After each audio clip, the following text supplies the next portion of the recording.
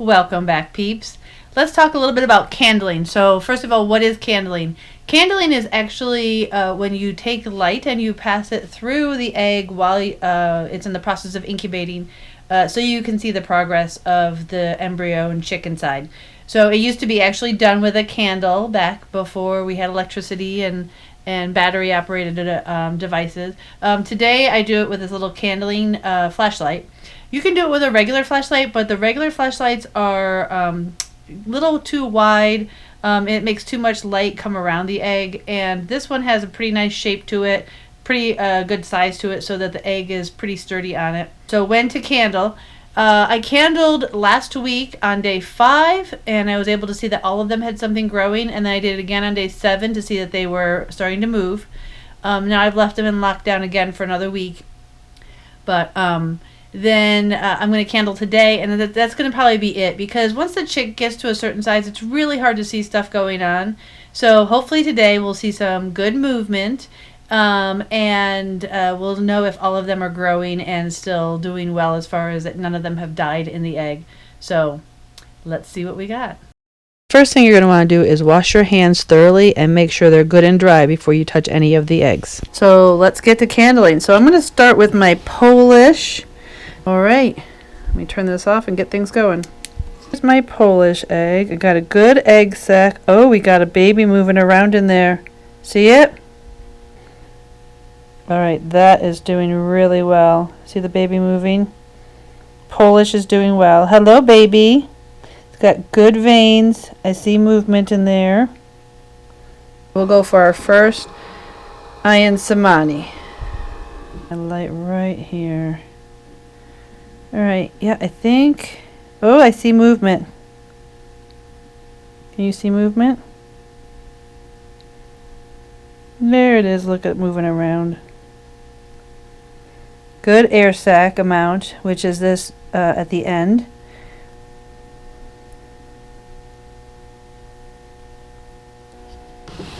So that was number 1. Now we'll come out with number 2. Now the thing with the candling is you put the flashlight at the end so you can see the air sac, and you don't want to have them out too long, and you don't want to rotate them. You don't want to be flipping this all over the place to see things. I'm just turning them slightly. Oh, I see movement there.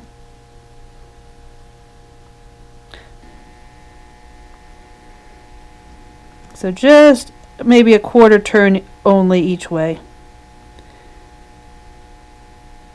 And very slowly. So this one is doing well too. So number 2 is doing well. Number 3 of my Ayan Cemanis.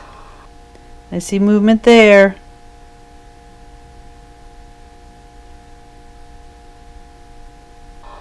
Now for number 4. That air sac is kind of in a strange place, but we have movement with this baby too. Now let's see number 5.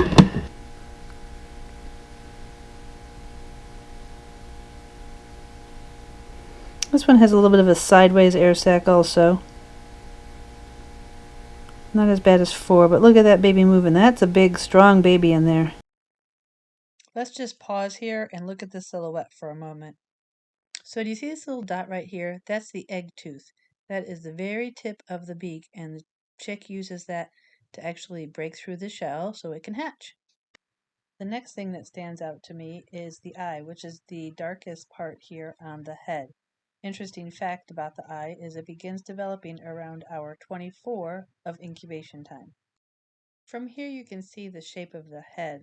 Now keep in mind we're looking through a shell and amniotic fluid, and the chick has already developed feathers, so it's not going to look real crisp and clear, but you can see the overall shape as it moves around in that shell here. The last thing I want to point out here is this shape right here. What you're seeing is the chick's body and leg. It's laying in like a C formation, if you think of it like a fetal position. And towards the left-hand side there is its back. So around day 14, when this is being candled, the chick turns with its head down towards that air sac. That's because when it goes to hatch, it's actually going to poke a hole in the air sac and breathe its first air into its lungs from that air sac. And then eventually, after another day or so, it'll start pecking through the shell and will emerge as a hatched chick. If you're enjoying this, please go ahead and peck that like button so that I know that you're out there and watching. Looks like all of my Ayan Cemanis are growing quite nicely. So all 5 of those. And now our mystery W, which I don't remember what it was. Maybe a well summer. I don't know what she has. I can't remember, but she's marked it with a W. So let's see. This one's a little hard to see through the shell. Oh, I see movement there.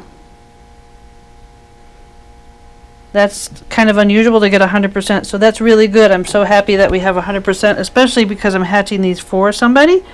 So that's good. So let's go over how I candle again. So get yourself a good candling flashlight. This cost me I think like $10 at our farm supply store. And what I do then, and this is not one of the eggs from our incubator, this is just one of my freshly laid eggs, but you're going to want a candle from one end, and you're going to do it from the large end. As long as you have your eggs placed in your incubator correctly, which as far as with the round ones, you're going to want to have the pointy end being to the outside of the incubator. You should have your air sac remaining right where it should be at the end. And then when I candle, the way I take them out of the incubator, I try not to be moving them all over the place. Just kind of take them out in the same plane that they were sitting when you open the incubator. And then if you need to, you can rotate it just about a quarter of the way in either direction to see anything a little better. I would not be flipping it upside down, anything like that. You don't want to detach the air sac or detach any of the vessels inside. The incubator does rotate it, but it only rotates it about 25% each time. And just like this, it does it in one direction and in the other. So yeah, my big thing is take them out, do it fairly quickly, but be very careful doing so. Only turn them slightly and put them back in place on the same plane. And don't do it too frequently. I would do it maybe around day 5 or 7, and then at day 14 if you want to.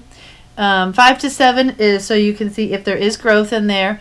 If there's any question whatsoever, leave them in the incubator. Day 14, I would do it to see if you have anything that has happened where maybe one of them has died inside the egg. And you're going to want to remove that one if you can determine that, yes, that has happened, because you don't want the egg to explode, which can happen. Then at day 18, you're going to lock the whole thing down. Watch for my video coming up on the best way to incubate your eggs, and that'll go over all the little details that I have determined in my experience of doing this to help you out with this. So thanks a lot, guys. Come back soon. If you have any questions, please don't hesitate to comment, and don't forget to hit the subscribe button, please. Thanks a lot. See you next time. Bye, guys.